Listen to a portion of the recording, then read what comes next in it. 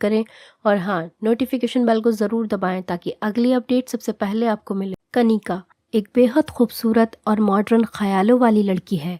देखने में कनिका जितनी खूबसूरत थी, पढ़ाई में वो उतनी ही होशियार थी। कनिका के माता पिता उससे बेहद प्यार करते थे क्योंकि वो उनकी इकलौती संतान थी। कनिका की पढ़ाई पूरी हो गई और एक के बाद एक कई उपाधि हासिल करने के बाद कनिका की एक आईटी कंपनी में ऊंची पोस्ट पर जॉब लग गई। ऑफिस के सभी लोग उसके काम की प्रशंसा करते थे और ये देखकर उसके माता पिता बहुत खुश होते थे। ऑफिस में कनिका के साथ एक आर्यन नाम का लड़का भी काम करता था जो मन ही मन कनिका को बेहद पसंद करता था। एक दिन आर्यन ने मौका देखकर कनिका को अपने दिल की बात बता दी। कनिका पहले तो सुनकर हैरान हो गई और फिर उसने सोचने के लिए कुछ समय मांगा क्योंकि कनिका उससे एक पोस्ट सीनियर थी और उसकी तनख्वाह भी आर्यन से कहीं ज़्यादा थी। लेकिन जब आर्यन ने उसे प्रपोज किया तो वो मना नहीं कर पाई। देखने में धीर गंभीर हैंडसम सा आर्यन उसे भी अच्छा लगता था। धीरे धीरे दोनों में प्यार हो गया और एक दिन आर्यन ने अपना रिश्ता अपने माता पिता के हाथ कनिका के घर भिजवाया। दोनों बहुत खुश थे और तय किए गए मुहूर्त के अनुसार दोनों की शादी हो गई। असली बखेड़ा तो शादी के बाद खड़ा हुआ, जहां आर्यन के घर में केवल उसकी माँ और पिता ही रहते थे। एक बहन भी थी उसकी, लेकिन उसकी शादी हो चुकी थी। शादी के पहले दिन ही आर्यन की माँ ने कनिका को समझाना शुरू कर दिया कि नई दुल्हन को क्या पहनना है, घर में कैसे रहना है, क्या करना है और क्या नहीं करना। तरह तरह के तर्क वितर्क समझाने लगी। हद तो तब हो गई जब कनिका की सासू माँ ने कहा, देखो बेटा, जब भी तुम्हारी माहवारी आएगी तुम सबसे पहले मुझे बता देना। हमारे यहाँ माहवारी में औरतों का चेहरा तक नहीं देखा जाता। जितने भी दिन तुम्हें माहवारी रहेगी तुम्हें अलग कमरे में अलग बिस्तर पर सोना होगा। वहीं पर तुम्हें तुम्हारा खाना दे दिया जाएगा। कनिका द्वारा इसका कारण पूछने पर उसकी सास ने बताया, माहवारी में औरतें अशुद्ध हो जाती हैं, इसलिए उनकी छाया भी लगने से पुरुष को पाप होता है। इसी कारण तुम्हें अलग कमरा दे दिया जाएगा जहां तुम आराम से रहना। तुम्हें कोई तकलीफ भी नहीं होगी, बस तुम्हें पूरे समय उसी कमरे में बैठे रहना होगा। कनिका ने जब अपनी सास का ये फरमान सुना तो उसके पैरों तले ज़मीन खिसक गई। उसके तन बदन में आग लग गई कि ये कैसी रूढ़िवादी सोच है और मैंने किस तरह के लोगों में शादी कर ली। कहीं मैंने शादी करके कोई गलती तो नहीं कर दी। कनिका ने अपनी सास से तो कुछ भी नहीं कहा। हाँ में सिर हिलाकर वो अपने कमरे में आ गई।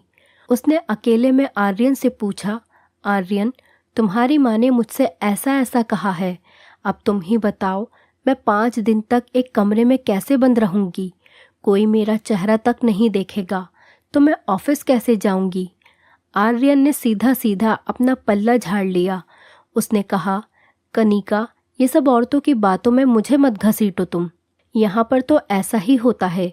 जब दीदी थीं तो वो भी महीने में कुछ दिनों तक कमरे में ही बंद रहती थीं, लेकिन तुम्हारा जैसा मन करे तुम वैसे मैनेज करना। मैं तुम्हारे और मम्मी के बीच में कुछ नहीं बोल सकता।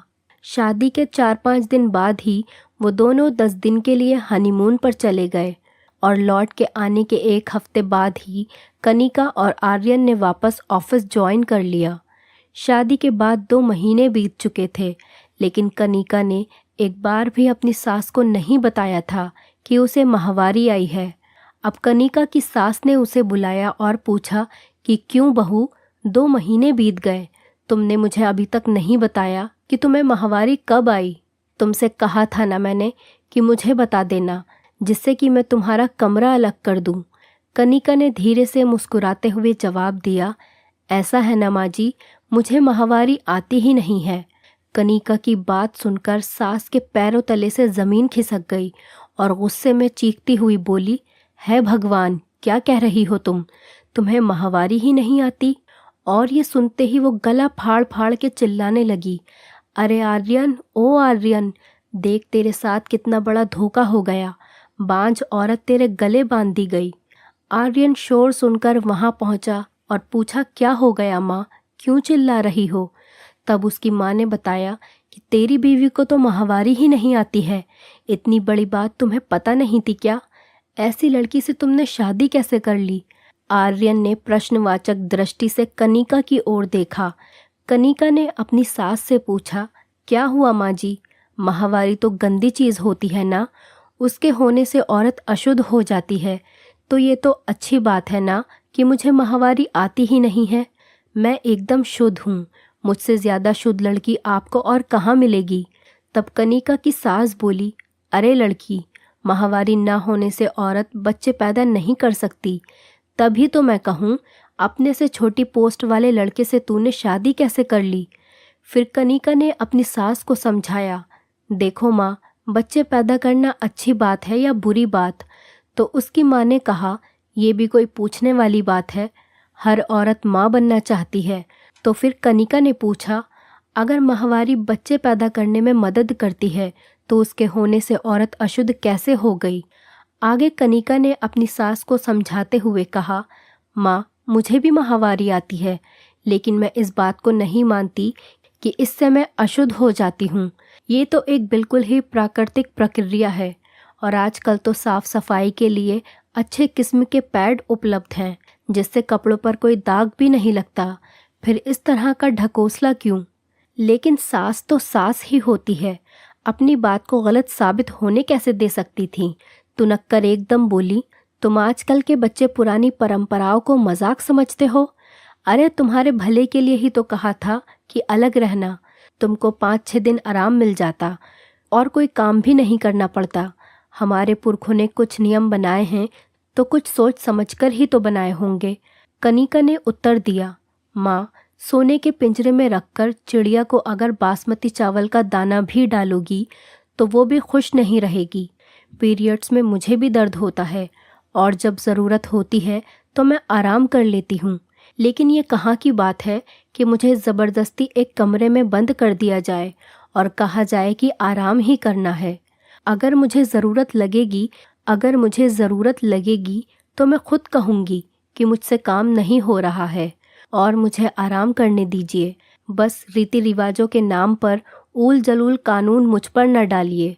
अब कनिका की सास ने अपना आखिरी पैतरा चला और आर्यन की ओर आंखों में आंसू भर के बोली, देख ले बेटा, ये 4 दिन की छोकरी मेरे साथ कैसे कैसे मजाक कर रही है। क्या इसीलिए मैंने तेरे प्रेम विवाह की मंजूरी दी थी? आर्यन के कुछ बोलने से पहले ही कनिका ने कहा, माँ जी, आर्यन इस बारे में कुछ नहीं बोलेंगे क्योंकि वो मुझसे पहले ही कह चुके हैं कि वो औरतों के पचड़े में नहीं फंसने वाले। क्यों आर्यन, मैं सही कह रही हूँ ना? और ऐसा कहकर कनिका अपने कमरे की ओर चली गई क्योंकि अभी उसे बहुत सारे असाइनमेंट पूरे जो करने थे। आर्यन और उसकी माँ अब एक दूसरे का मुंह देखने लगे क्योंकि अब उनके पास बोलने के लिए कुछ भी नहीं था। दोस्तों, ऐसी रूढ़िवादी सोच और परंपराओं को ख़त्म करने के लिए हमें भी कनिका की तरह समझदारी से काम लेना होगा। दोस्तों, मैं उम्मीद करती हूँ आपको हमारी कहानी पसंद आई होगी। कहानी पसंद आई है तो वीडियो को लाइक करें, चैनल पर नए हैं तो चैनल को सब्सक्राइब करें और हाँ, नोटिफिकेशन बेल को ज़रूर दबाएं ताकि अगली अपडेट सबसे पहले आपको मिले।